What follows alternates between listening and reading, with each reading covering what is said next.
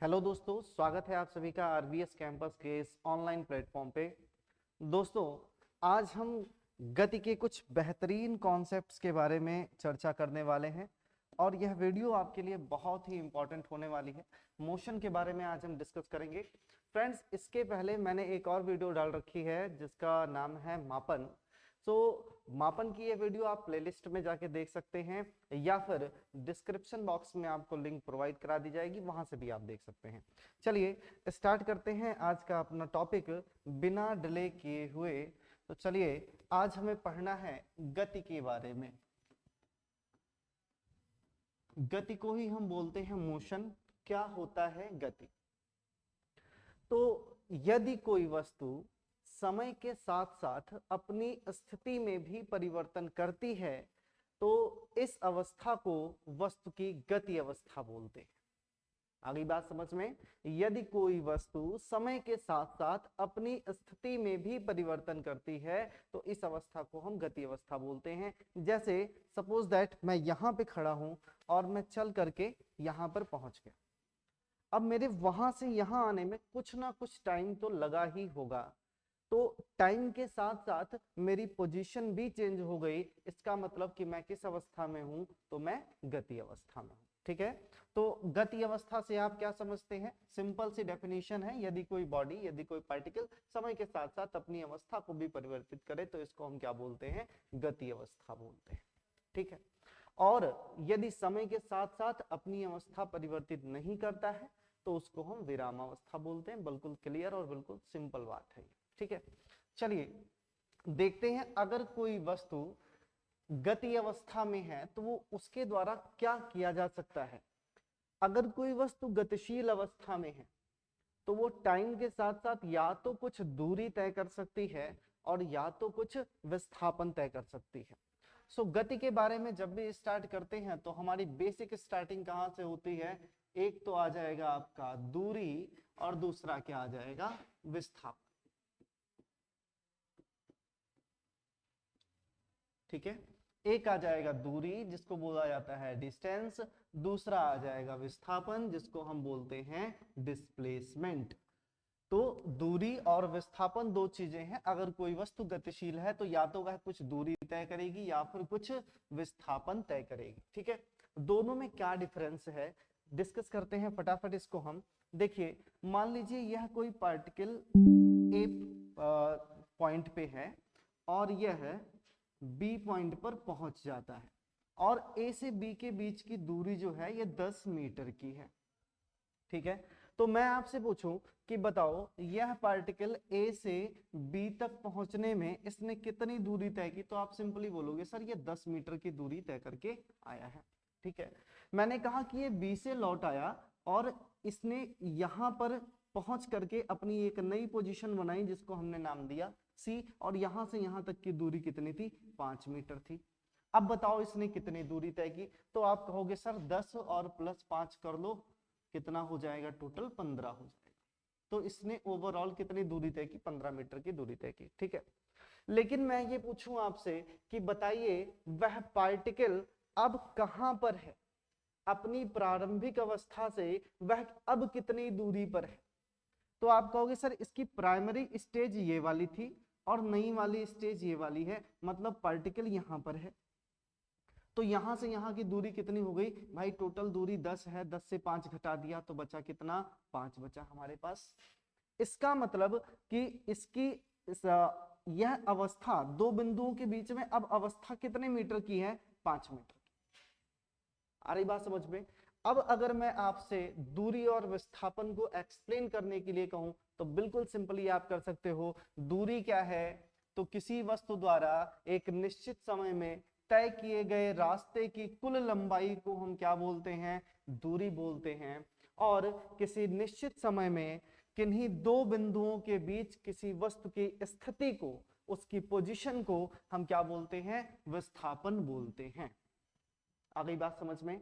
दूरी क्या है? रास्ते की कुल लंबाई है। विस्थापन क्या है? उस पार्टिकल की पहले पोजीशन के तहत उसकी नई वाली स्थिति बताती है, या पहले पॉइंट के तहत उसकी नई पोजीशन कहां पर है यह बताती है। क्लियर हुआ? मजा आ रहा है? चलिए चलते हैं थोड़ा सा और इसमें आगे हम और देखते हैं इनके बारे में डिटेल। तो इसको थोड़ा सा यहाँ से इरेज करेंगे और बढ़ेंगे आगे। दूरी क्या है? तो दूरी रास्ते की कुल लंबाई है। विस्थापन क्या है? तो विस्थापन एक प्रकार का आपका पोजीशन को रिप्रेजेंट करता है। दूरी कैसी राशि होगी? प्रीवियस वीडियो में मैंने राशियों के बारे में बताया हुआ है, तो चलिए देख लेते हैं दूरी कैसी राशि है। दूरी आपकी एक प्रकार की अदिश राशि है। कैसी राशि होगी? अदिश राशि है। मतलब इसको रिप्रेजेंट करने के लिए ना डायरेक्शन की कोई जरूरत नहीं है, ठीक।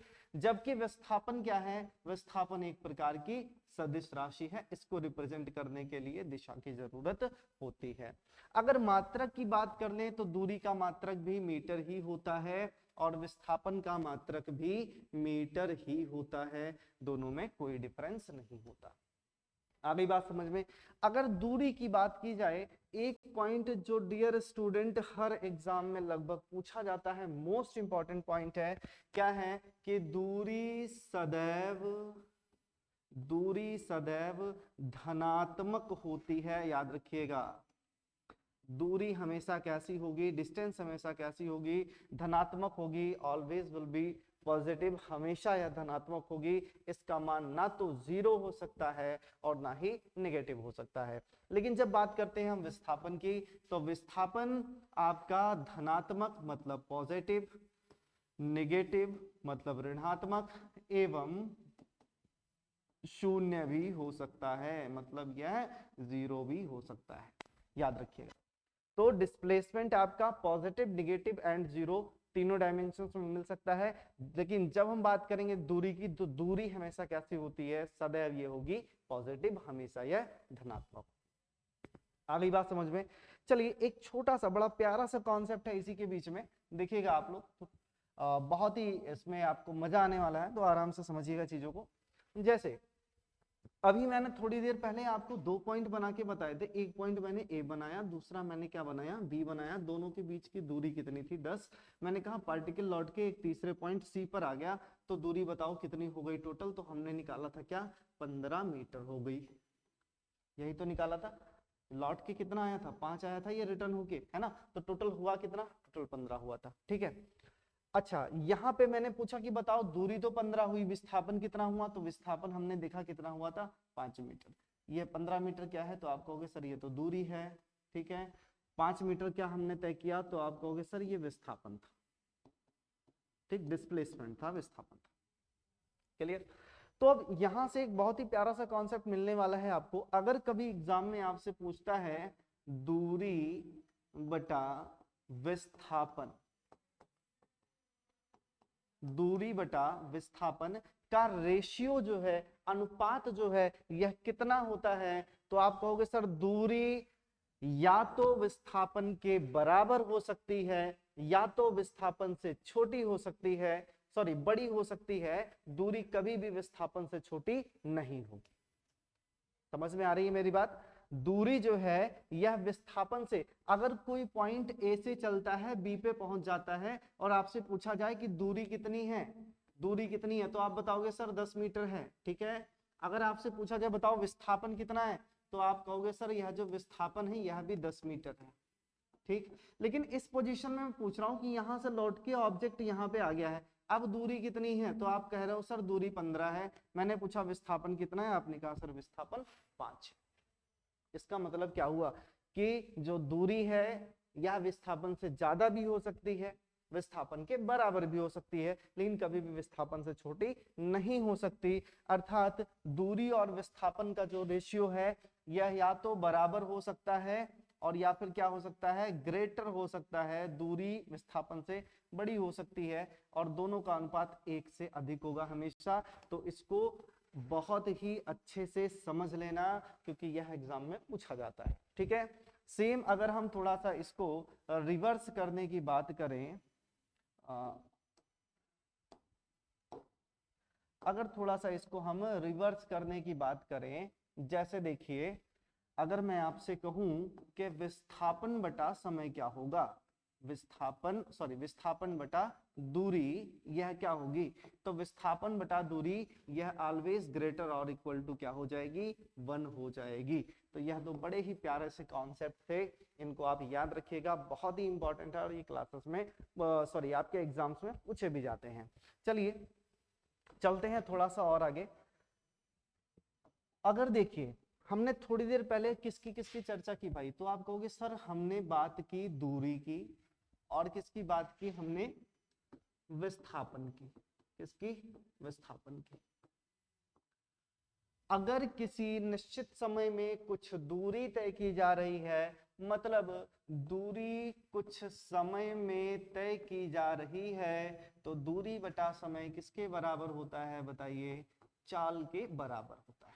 ठीक है, लेकिन अगर कुछ समय में विस्थापन तय किया जा रहा है, कुछ समय में विस्थापन तय किया जा रहा है, तो विस्थापन बटा समय क्या होता है, वेग होता है। क्लियर हो गया? बहुत ही प्यारा सा कॉन्सेप्ट है भाई कि अगर दूरी बटा समय लोगे तो क्या मिलेगा आपको, चाल, और विस्थापन बटा समय लोगे तो क्या मिलेगा, वेग मिल जाएगा। ठीक, दोनों में क्या डिफरेंस है सर, दोनों में क्या डिफरेंस है, तो दोनों में वही डिफरेंस है जो दूरी और विस्थापन में होता है। ठीक है, जैसे चाल सदैव, चाल जो है यह सदैव कैसी होगी, तो चाल सदैव पॉजिटिव होगी, यह कभी नेगेटिव नहीं हो सकती। अगर मैं वेग की बात करूं तो वेग आपका पॉजिटिव भी हो सकता है, नेगेटिव भी हो सकता है और जीरो भी हो सकता है। पॉजिटिव, नेगेटिव और जीरो तीनों हो सकता है। दूसरी बात मैंने क्या बताई थी आपको, दूसरी बात मैंने आपको बताई थी कि दूरी क्या है, दूरी कैसी राशि थी बताइए, तो दूरी सदिश राशि थी, अदिश राशि थी। दूरी कैसी राशि थी, अदिश राशि थी। और विस्थापन को क्या बताया था कि यह सदिश राशि है, तो वेग भी कैसी राशि हो जाएगा भाई, यह भी सदिश राशि हो जाएगी, है ना। बात की जाए अगर मात्रक की, तो चाल का मात्रक क्या होता है, यह एक व्युत्पन्न राशि है जिसका मात्रक होगा मीटर प्रति सेकंड। ठीक है, और वेग के अगर मात्रक की बात करें तो यह एक सदिश राशि है, लेकिन इसका मात्रक क्या होगा, मीटर प्रति सेकंड ही होगा। तो आप देख रहे हैं कि दोनों के डायमेंशंस में कोई डिफरेंस नहीं है, दोनों के मात्रक बिल्कुल समान है। अगर मैं इनके विमीय सूत्र की बात करूं, ठीक है, अगर मैं इनके विमीय सूत्र की बात करूं कि क्या होगा इनका विमीय सूत्र, तो देखिएगा जो चाल का विमीय सूत्र है Lt⁻⁻1 हो जाएगा, और अगर इसकी बात की जाए तो इसका भी विमीय सूत्र Lt⁻⁻1 ही होगा। मतलब आप देख रहे हैं कि विमीय सूत्र में भी कोई प्रभाव नहीं पड़ रहा है। तो यद्यपि कि चाल और वेग के इकाइयां, मतलब इनके मात्रक और इनकी विमाएं दोनों समान है, लेकिन इसके बावजूद भी एक सदिश राशि है और दूसरी कैसी राशि है, अदिश राशि है। चाल दूरी और विस्थापन के समान ही, जैसे दूरी और विस्थापन के बारे में हमने देखा था कि दूरी और विस्थापन के रेशियो किस प्रकार से एक दूसरे को रिलेट करते हैं, तो यहां पर भी अगर मैं बात करूं चाल बटा वेग, तो वही बात आएगी कि चाल हमेशा वेलोसिटी से या तो ज्यादा होगी या फिर उसके बराबर होगी। तो एक प्यारा सा कॉन्सेप्ट आ जाएगा, ग्रेटर और इक्वल टू क्या होगी, 1 होगी, है ना। चाल से वेग का रेशियो हमेशा क्या होगा, ग्रेटर और इक्वल टू 1 हो जाएगा। ठीक है, और इसी को अगर रिवर्स कर दिया जाए कि वेग बटा चाल का रेशियो क्या होगा, वेग बटा चाल का रेशियो क्या होगा, तो वेग बटा चाल का जो रेशियो होगा ये क्या होगा बताइए भाई, आप कहोगे सर लेस और इक्वल टू क्या हो जाएगा, 1। यह एक से या तो छोटा होगा या तो एक के बराबर होगा, एक से बड़ा नहीं हो सकता। ठीक है, तो बताइए, वीडियो में कमेंट करके जरूर बताइए दोस्तों आपको वीडियो कैसी लग रही है, कैसे कॉन्सेप्ट आपको लग रहे हैं। सारे बड़े ही प्यारे प्यारे कॉन्सेप्ट मैंने आपके लिए सिलेक्ट किए हैं।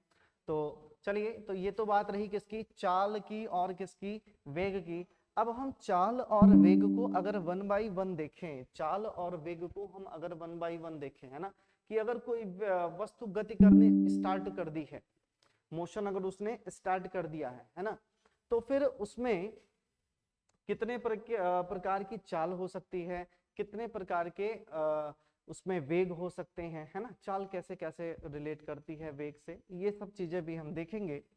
चलिए तो देखते हैं चाल के बारे में। चाल कितने प्रकार की होती है, देखिए, तो एक तो होगी आपकी, इसको आप नियत चाल कह सकते हैं, नियत चाल, है ना, कांस्टेंट स्पीड, एक नियत चाल हो सकती है। दूसरी कैसी होगी आपकी, दूसरी हो सकती है आपकी औसत चाल हो सकती है, औसत चाल, ठीक है। अच्छा, इस नियत चाल को ही एक और नाम दिया जाता है समान चाल, कैसी, समान चाल, ठीक है। और क्या, औसत चाल, एक और क्या हो सकता है, असमान चाल हो सकता है, असमान चाल। और चौथा क्या हो सकता है, तो चौथा हो सकता है तात्क्षणिक चाल, तात्क्षणिक चाल, ठीक है। क्या होती है नियत चाल या फिर एक समान चाल, इसको आप एक समान चाल भी बोल सकते हो, एक समान चाल या फिर नियत चाल, कांस्टेंट वेलोसिटी, या फिर इसको भी आप कांस्टेंट वेलोसिटी ही बोल सकते हो, है ना, या यूनिफॉर्म स्पीड भी बोल सकते हो। और फिर औसत चाल क्या होती है, एवरेज स्पीड क्या होती है, इसके बारे में भी देखेंगे। असमान चाल क्या होती है और तात्क्षणिक चाल क्या होती है, इसके सब के बारे में हम देखेंगे। एक समान चाल किसको कहते हैं, अगर कोई वस्तु समान समय में समान दूरी तय कर रही है, मतलब समान समय हो और समान दूरी हो, क्या, समान दूरी हो, समान समय में अगर समान दूरी तय की जा रही है तो इस चाल को हम क्या नाम देंगे, एक समान चाल, क्या बोलेंगे, एक समान चाल। अगर यही एक समान समय में अलग अलग दूरियां तय की जा रही है, जैसे पहले एक घंटे में 20 किलोमीटर, दूसरे एक घंटे में 40 किलोमीटर, तीसरे एक घंटे में 10 किलोमीटर, इसका मतलब यहाँ पे चाल जो है, ये चाल कैसी है, असमान है ना, मतलब अलग अलग समय या एक समान समय में अलग अलग दूरियां, इसमें कुछ ऐसा एक्सप्लेन करने लायक नहीं है बहुत ज्यादा। चलिए औसत चाल के बारे में देखते हैं। औसत चाल, एवरेज स्पीड क्या होती है, एवरेज स्पीड किसको कहेंगे, तो एवरेज स्पीड बराबर होता है कि कुल दूरी बटा कुल समय। औसत स्पीड किसके बराबर होती है, जैसे आपको एक जगह से दूसरी जगह जाना है, वहां की कुल दूरी 120 किलोमीटर है, लेकिन उस 120 किलोमीटर में कभी आप 10 की स्पीड से गए, कभी 20 की स्पीड से गए, कभी 30 की स्पीड से गए, कभी 40 की स्पीड से गए, तो आप ये नहीं बता सकते कि मेरी चाल क्या थी, है ना। लेकिन आपने देखा कि एक पॉइंट से दूसरे पॉइंट तक पहुंचने में मुझको 4 घंटे का टाइम लगा, दूरी 120 थी, तो 120 बटा 40 आपने कर 4 कर दिया, तो आपको नॉर्मल सा 30 आंसर मिल जाएगा, मतलब 30 किलोमीटर प्रति घंटे की आपकी स्पीड थी। तो इसी स्पीड को हम क्या बोलते हैं, औसत चाल। तो औसत चाल बराबर क्या होता है, डियर स्टूडेंट, आप कहोगे सर दूरी कुल दूरी बटा कुल समय, है ना, कुल दूरी बटा कुल समय, इनका जो रेशियो होगा इसी को हम क्या बोल देंगे, औसत चाल बोल देते हैं, या फिर इसको हम एवरेज स्पीड बोल देते हैं। तात्क्षणिक चाल क्या है, तात्क्षणिक चाल क्या है, इंस्टेंटेनियस स्पीड बोलते हैं इसको। तात्क्षणिक चाल क्या होती है, तो किसी विशेष क्षण में, किसी स्पेसिफिक टाइम में, जैसे आप गाड़ी ड्राइव कर रहे हैं, बाइक है या कार है, आप ड्राइव कर रहे हैं, ड्राइव करते करते आपने अचानक से दिखा रहे मेरी स्पीड 120 है, तो वो आपकी तात्क्षणिक चाल हो। इंस्टेंटेनियस मतलब बिल्कुल टाइम गैप ना हो, आपने तुरंत देखा आपकी स्पीड कितनी है 180, अरे वाह आप 180 की स्पीड में जा रहे, तो इस तरीके की जो चाल होती है तात्क्षणिक चाल, वो क्या होती है कि आप कह सकते हो कि शून्य समय अंतराल में किसी वस्तु की जो चाल होती है उसी को हम क्या बोलते हैं, तात्क्षणिक चाल बोलते हैं। तो डियर स्टूडेंट्स, अगर आपको नोट्स बनाने हैं तो आप इस वीडियो को थोड़ा सा स्लो कर दें, स्लो करने के बाद में उसको आराम से देख करके, मेरी वॉइस को आप समझ करके, सुन करके आराम से नोट्स बना सकते हैं। चलिए ऐसे ही अगर बात की जाए वेग के बारे में, ऐसे ही अगर किसके बारे में बात की जाए, वेग के बारे में, वेलोसिटी के बारे में, तो वेग भी 4 प्रकार का ही होगा, है ना, वेग भी 4 प्रकार का ही होगा। कौन कौन सा, सर आप कहोगे एक समान वेग, एक समान वेग, दूसरा आप बोल दोगे असमान वेग, तीसरा आप बोल सकते हैं औसत वेग, और चौथा आपका हो जाएगा वही तात्क्षणिक वेग।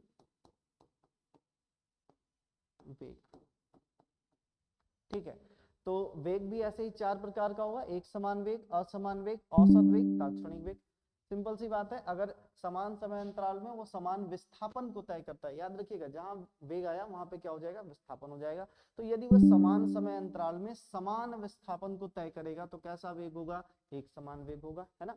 एक निश्चित समय अंतरालों में अगर वो अलग अलग डिस्प्लेसमेंट तय करता है, जैसे पहले 1 घंटे में उसने 10 मीटर का डिस्प्लेसमेंट तय किया, अगले 1 घंटे में उसने 20 मीटर का कर लिया, है ना, तो इस प्रकार का जो वेग होगा उसको हम क्या बोलेंगे, असमान वेग बोलेंगे, है ना। औसत वेग क्या है, तो फिर वही कुल विस्थापन, याद रखिएगा, कुल विस्थापन बटा कुल समय, है ना। Total displacement upon total time जो होगा, यही आपका क्या हो जाएगा, एवरेज वेलोसिटी हो जाएगी, औसत स्पीड हो जाएगी। तात्क्षणिक वेग तो वही किसी एक इंस्टेंट में जो आपने स्पीड देखी, जो वेलोसिटी देखी, उसी को हम क्या बोलेंगे, तात्क्षणिक वेग बोल देते हैं। तो इस तरीके से चाल और वेग के बारे में आपने अच्छे से समझा कि चाल क्या होती है, वेग क्या होता है, चाल कितने प्रकार की होगी, वेग कितने प्रकार की होगी। थोड़ा सा मैंने अपनी स्पीड को मेंटेन किया हुआ है दोस्तों, जिससे मजा आए पढ़ने में, बिल्कुल भी आपको बोरियत ना लगे। तो चलिए चलते हैं फटाफट आगे, देखते हैं इसके आगे क्या है। चलिए तो एक छोटी सी टॉपिक पे और चर्चा कर लेते हैं। देखिए, अब देखिए कोई वस्तु जब गतिशील हो चुकी है, अगर कोई वस्तु गतिशील हो चुकी है मतलब वो गति अवस्था में अब आ चुकी है, तो जब गति अवस्था में आ चुकी है, चाल या वेग उसके अंतर है, मतलब वो चल रही है ना। अगर चलती है तो ये गतिशीलता या गति अवस्था कितने प्रकार की गति को रिप्रेजेंट कर सकती है, मतलब हम अगर टाइप ऑफ मोशन की बात करें, कोई गतिशील पिंड कितने प्रकार की गति कर सकता है, कोई गतिशील पिंड कितने प्रकार की गति को परफॉर्म कर सकता है, कितने प्रकार के मोशंस को परफॉर्म कर सकता है। तो देखिए इसमें से कौन कौन सा होगा। नंबर 1 आ जाएगा आपका रेखीय गति, रेखीय गति, या इसी को हम बोलते हैं लीनियर मोशन, रेखीय गति। अगर कोई पिंड एक सीधी रेखा में बिल्कुल नाक के सीध में चलता चला जा रहा है, तो इस प्रकार की जो गति होगी उसको क्या कहेंगे हम, रेखीय गति। बिल्कुल सीधा स्ट्रेट एक सीधी रेखा में अगर कोई चला जा रहा है तो इस प्रकार की गति को क्या बोलेंगे, रेखीय गति। जैसे ऐसे हो और इस पर कोई कार है, इस कार के 4 पहिए लगे हुए हैं, देखने सुनने में हो सकता है आपको ये कार जैसा ना लगे, लेकिन इसमें एक बंदा बैठा हुआ है जो इसको ड्राइव कर रहा है, और ये बिल्कुल एक सीधी रोड पे जा रही है, तो ये कैसी गति को रिफॉर्म कर रही है, आप कहोगे सर ये रेखीय गति, कैसी, रेखीय गति को, है ना। अगर अगर कोई व्यक्ति एक वृत्ताकार पथ की परिधि पे चक्कर लगा रहा है तो इसको हम क्या बोलते हैं, वृत्तीय गति बोलते हैं, सर्कुलर मोशन बोलते हैं। ठीक है, कैसी गति, वृत्तीय गति। तो वृत्तीय गति कैसे होती है, मान लीजिए यह गोल गोल है और इसी परिधि पर कोई पार्टिकल है जो चक्कर काटे जा रहा है, चक्कर काटे जा रहा है, चक्कर काटे जा रहा है। जैसे नाभिक के चारों ओर इलेक्ट्रॉन का गति करना, इलेक्ट्रॉन्स का घूमना, या पृथ्वी के चारों ओर चंद्रमा का चक्कर लगाना, या सूर्य के चारों ओर पृथ्वी का घूमना। तो ये सारे किस प्रकार की गति के उदाहरण हैं, तो यह आपकी एक प्रकार की वृत्तीय गति के उदाहरण है। ठीक है, चलिए एक और देखते हैं, नेक्स्ट हमारा क्या होगा। हाँ, तो बच्चों हमने रेखीय गति देख लिया, वृत्तीय गति देख लिया, एक होता है कंपन गति, कंपन गति, वाइब्रेटरी मोशन, कंपन गति। जैसे ये तनी हुई डोरी है, ये एक तनी हुई स्ट्रेट डोरी है, अब इसको अगर मैं नीचे ऐसे खींचूं और खींचने के बाद छोड़ दूं तो क्या होगा, इसमें वाइब्रेशन होगा, इसमें ऐसे वाइब्रेशन होगा, इसमें कंपन होगा ऐसे, है ना, इसमें इस तरीके से कंपन होगा, ये ऊपर नीचे होगी और फिर धीरे धीरे धीरे धीरे धीरे धीरे फिर से स्ट्रेट हो जाएगी। तो इस प्रकार की गति को हम कैसी गति बोलते हैं, कंपन गति बोलते हैं। कैसी गति बोलेंगे, कंपन गति, वाइब्रेटरी मोशन, जो अपने पथ को बार बार क्या करे, एक ही 2 जगह से फिक्स होकर के वाइब्रेट करती रहे, तो इसको कैसी गति बोलेंगे, कंपन गति। अगर बात करें हम नेक्स्ट की, तो एक और प्रकार की गति होती है जिसको हम बोलते हैं दोलनी गति। दोलनी गति, या इसी को हम बोलते हैं आवर्ती गति। क्या बोलते हैं? आवर्ती गति, है ना।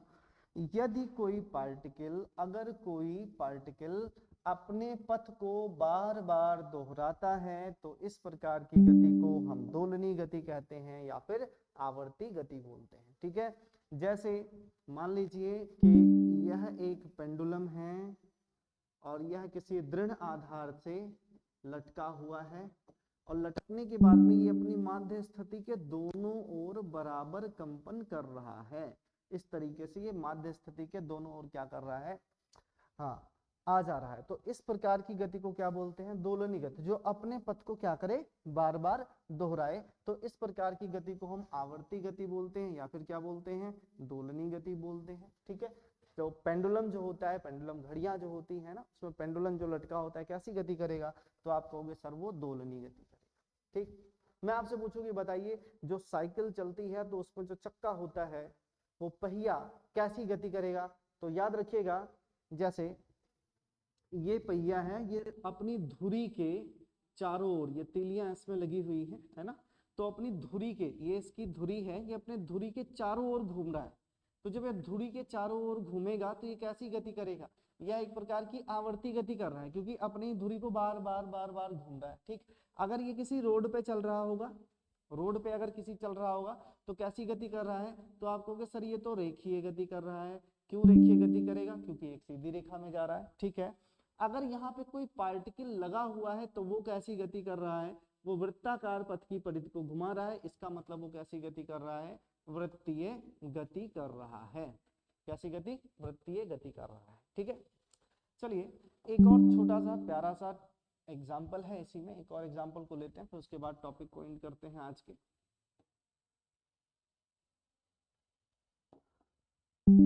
एक लास्ट आता है आपका अनियमित गति। अनियमित गति, इस गति को अनियमित गति क्यों कहते हैं? क्योंकि रैंडम मोशन होता है ना, इसमें कोई एक डायरेक्शन नहीं होती, ये किसी भी डायरेक्शन में गति कर सकते हैं। जैसे गैस के अणु हैं, किसी जार में आपने इनको भर रखा है, तो ये गैस के जो अणु हैं इसमें छोटे छोटे, इनमें कैसी गति? कभी इधर जाएगा, कभी इधर जाएगा, कभी इधर जाएगा, कभी इधर जाएगा, कभी इधर, कभी इधर, कभी इधर, कभी इधर, है ना। तो ऐसे इनमें कैसी मोशन होगी? इनमें आप कहोगे सर ये रैंडम मोशन करेंगे, अनियमित गति करेंगे। कैसी गति करेंगे? अनियमित गति। तो गैस के अणु कैसी गति करते हैं? बताइए, गैस के अणु कैसी गति करेंगे? तो आप कहोगे सर कि गैस के जो अणु होंगे यह अनियमित गति करेंगे। कैसी? अनियमित गति। सो दोस्तों, आज हमने गति के बारे में बेसिक सारी चीजें पढ़ ली है ना। अच्छे से हमने आज इस टॉपिक को कवर किया है।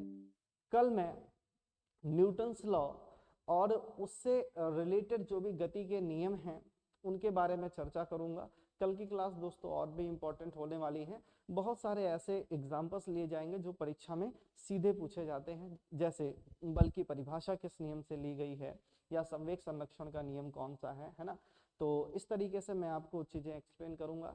तो आप वीडियो में रेगुलर बने रहिए, और ये क्लासेस बिल्कुल फ्री ऑफ कॉस्ट है, तो आप इसका ज़्यादा से ज़्यादा लाभ उठाइए, ज़्यादा से ज़्यादा स्टूडेंट्स में चीज़ें शेयर कीजिए। आप सभी स्वस्थ व्यस्त और मस्त रहिए, हमारे चैनल के साथ जुड़े रहिए, हम हमेशा आपके साथ रहेंगे। चलिए इन्हीं बातों के साथ लेते हैं आपसे विदा, फिर मिलते हैं कल इसी चैनल में इसी टाइम। तब तक के लिए आप सभी स्वस्थ व्यस्त और मस्त रहें। जय हिंद।